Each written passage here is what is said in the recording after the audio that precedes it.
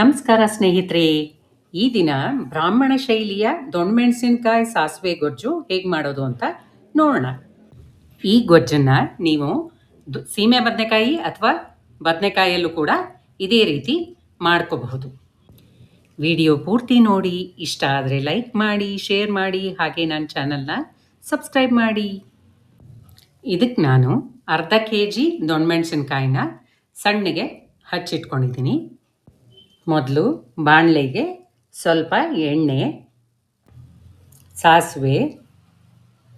ಸಾಸಿವೆ ಚಟಪಟ ಅಂತ ಅಂದಮೇಲೆ ಸ್ವಲ್ಪ ಇಂಗು,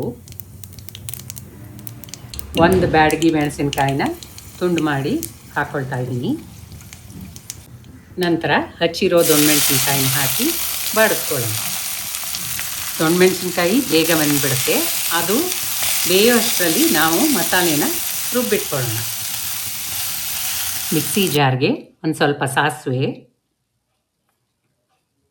ಇಂಗು, 2 ಬ್ಯಾಡಗಿ ಮೆಣಸಿನಕಾಯಿ, ನಿಮ್ಮ ಖಾರಕ್ಕೆ ಎಷ್ಟು ಬೇಕೋ ಅಷ್ಟು ಹಸಿಮೆಣಸಿನಕಾಯಿ, 1 ಹಿಡಿಯಷ್ಟು ತೆಂಗಿನ ಚೂರುಗಳನ್ನ ಹಾಕ್ಕೊಳ್ತಾ ಇದ್ದೀನಿ. ಹುಣಸೆ ಹಣ್ಣು, ಸ್ವಲ್ಪ ಅರಿಶಿನ, 1 ಟೊಮೆಟೊ ಹಚ್ಬಿಟ್ಟು ಹಾಕ್ಕೊಳ್ತಾ ಇದ್ದೀನಿ. 1 ಹಿಡಿಯಷ್ಟು ಕೊತ್ತಂಬರಿ ಸೊಪ್ಪು. ಇಷ್ಟನ್ನು ನೀರು ಹಾಕಿಬಿಟ್ಟು ತರ್ತರಿಯಾಗಿ ರುಬ್ಬಿಟ್ಕೊಳ್ಳಿ. ತುಂಬ ನೈಸಾಗಿ ಬೇಡ. ಬಾಡಿಸಿರೋ ದೊಣ್ಣಮೆಣಸಿನಕಾಯಿಗೆ ರುಚಿಗೆ ತಕ್ಕಷ್ಟು ಉಪ್ಪು ಹಾಕ್ಕೊಳ್ಳಿ.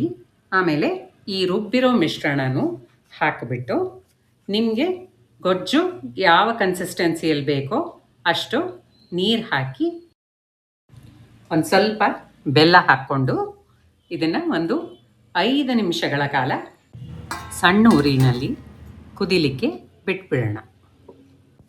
ಈಗ ದೊಣ್ಣಮೆಣಸಿನಕಾಯಿ ಸಾಸಿವೆ ಗೊಜ್ಜು ಸವಿಯಲು ಸಿದ್ಧ. ಈ ಗೊಜ್ಜನ್ನು ನೀವು ರೊಟ್ಟಿ, ಚಪಾತಿ ಅಥವಾ ಬಿಸಿ ಅನ್ನದ ಜೊತೆಯಲ್ಲಿ ಬೇಕಾದರೂ ಕಲಿಸ್ಕೊಂಡು ತಿನ್ನಬಹುದು. ವಿಡಿಯೋ ಪೂರ್ತಿ ನೋಡಿದ್ದಕ್ಕೆ ಧನ್ಯವಾದ.